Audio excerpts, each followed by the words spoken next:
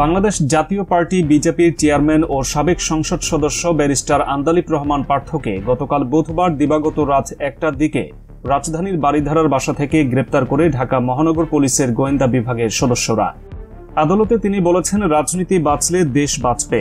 রাতারাতি একটা দেশ পরিবর্তন হয় না। দেশের চলমান রাজনীতির পরিস্থিতির কারণে একটা জেনারেশন রাজনীতি থেকে মুখ ফিরিয়ে নিয়েছেন, যেটা কাম্য নয়। ২৫ জুলাই বৃহস্পতিবার বিকাল ৩টার দিকে আন্দালিব রহমান পার্থ ও ব্যবসায়ী রেজওয়াল হাসনাত ডেভিডকে আদালতে হাজির করে ডিবি পুলিশ। এরপর মামলার তদন্তকারী কর্মকর্তা ডিবির পরিদর্শক আবু সাইদ মিয়া মামলার সুষ্ঠু তদন্তের স্বার্থে তাদের ১০ দিনের রিমান্ডে নিতে আবেদন করেন। অপরদিকে আসামি পক্ষে রিমান্ড বাতিল ও জামিন চেয়ে শুনানি করেন আইনজীবীরা। শুনানি শেষে ঢাকার অতিরিক্ত চিফ মেট্রোপলিটন ম্যাজিস্ট্রেট মোহাম্মদ সুলতান সোহাগ উদ্দিনের আদালত প্রত্যেকের ৫ দিনের রিমান্ড মঞ্জুর করেন। শুনানির এক পর্যায়ে পার্থ আদালতকে বলেন, আলহামদুলিল্লাহ, রাজনৈতিক জীবনে অল্প সময়ে আল্লাহর রহমতে অনেক মানুষের বিশ্বাসের জায়গায় যেতে পেরেছি। আমাদের দেখে যারা পজিটিভ রাজনীতি করে তাদের দেখে যেন আরও 10টা ছেলে বাংলাদেশের রাজনীতিতে আসে, এটাই চাওয়া। আমরা চাই দেশে আইনের শাসন হোক। রাজনীতি বাঁচলে দেশ বাঁচবে। রাতারাতি একটা দেশ পরিবর্তন হয় না। দেশের চলমান রাজনীতির পরিস্থিতির কারণে একটা জেনারেশন রাজনীতি থেকে মুখ ফিরিয়ে নিয়েছেন, যেটা কাম্য নয়। এখন একমাত্র আল্লাহর উপরই ভরসা। আদেশের আগে বিচারক বলেন, এই মামলায় এজাহারে কারোর নাম উল্লেখ করা হয়নি, তবে সেতু ভবনে হামলা ও অগ্নিসংযোগে প্রায় ৩০০ কোটি টাকার ক্ষতি হয়েছে বলে উল্লেখ করা হয়েছে, যা একেবারেই অনাকাঙ্ক্ষিত।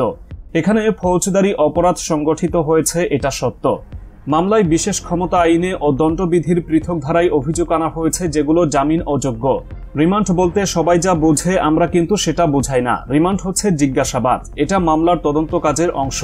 রিমান্ডের বিষয়ে মহামান্য আপিল বিভাগের দিক নির্দেশনা সুস্পষ্ট বর্ণনা করা আছে।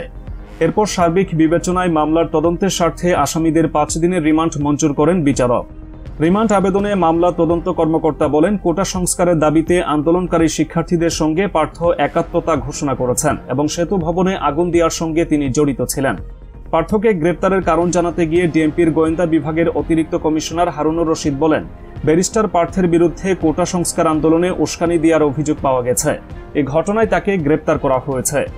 এর আগে এক বিবৃতিতে বিএনপি মহাসচিব মির্জা ফখরুল ইসলাম আলমগীর জানান, বিজেপির চেয়ারম্যান ব্যারিস্টার আন্দালিব রহমান পার্থকে গতকাল রাত ১টায় বাসা থেকে তুলে নিয়ে গেছে আইন শৃঙ্খলা বাহিনী। প্রসঙ্গত, সরকারি চাকরিতে কোটা সংস্কারের দাবিতে আন্দোলনরত শিক্ষার্থীদের পক্ষে ফেসবুকে বিভিন্ন সময় পোস্ট দেন পার্থ।